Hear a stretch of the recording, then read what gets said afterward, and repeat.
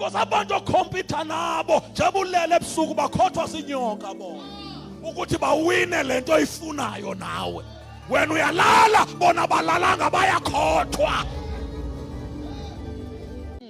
Olunye uhlobo lwenhlanzi uzifunayo sisekujulela. Siyajulelwa. Now, mawuthi lento yeholiness hayi mina ndiyakhonza nje lento yobungcwele nalento umthandazayo yami. Tshintsha ke nohlobo lwenhlanzi, ayilo hlobo lwakho lenhlanzi uzifunayo. Because ezihlobo lwenhlanzi ozifunayo zona zitholwa ngeholiness.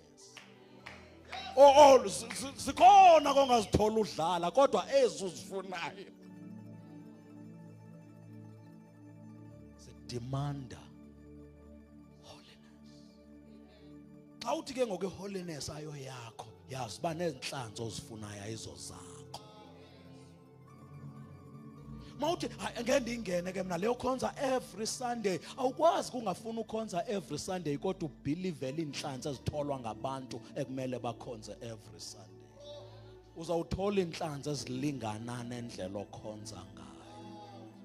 Olunye uhlobo lwenhlanzi osolugijimisa lidinga ube serious.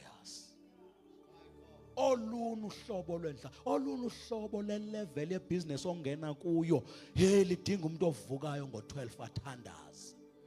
Olunye uhlobo because awusalwi nabathakathi wena ulwa nabantu abathweleyo manje. Awusakhompiti nabathakathi, ukhompita nabantu abalala nezinyoka. Olunye uhlobo sowuthinta abarongo, sowungene kwilevel erongo, ikwenza ke ngokunyanzeleke ubajula. Awusajuliswa kukuthanda, sowujuliswa zinhlanzi osozigijimisa. Juliswa zinhlanzi osozigijimisa. Because abantu okhompyutha nabo jebulele ebusuku bakhothwa sinyoka bona ukuthi bawine lento oyifunayo nawe. Wena uyalala bona balalanga bayakhothwa.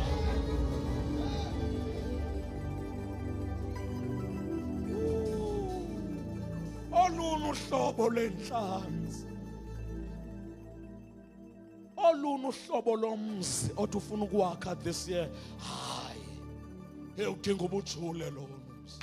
Lowo mzi lowo uyawuqeda uyavuthululwa ngabathakathi, usabeka izitina zodwa. If usadlala ngalendlela odlala ngayo awukwazi ukuhlokoloza abathakathi noSathane usogqiba urelax. Olunye uhlobo lwemoto ofuna ukulidrive uyajulelwa.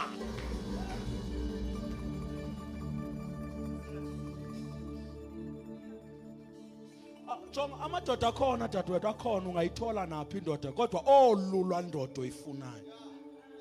Olunye uhlobo.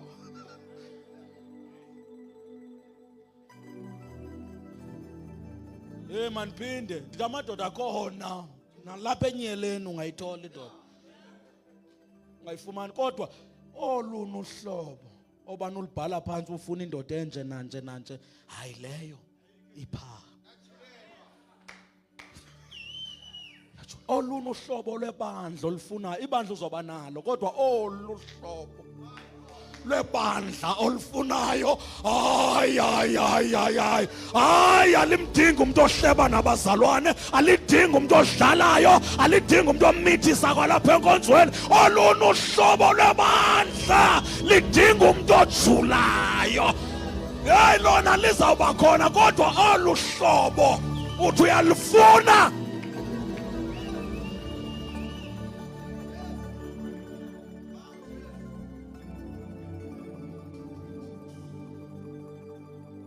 Kangeko ready ukujula, tshintsha uhlobo lwenhlanzi ozigijimisayo because uzawufela phakathi. Tshintsha uhlobo lwenhlanzi.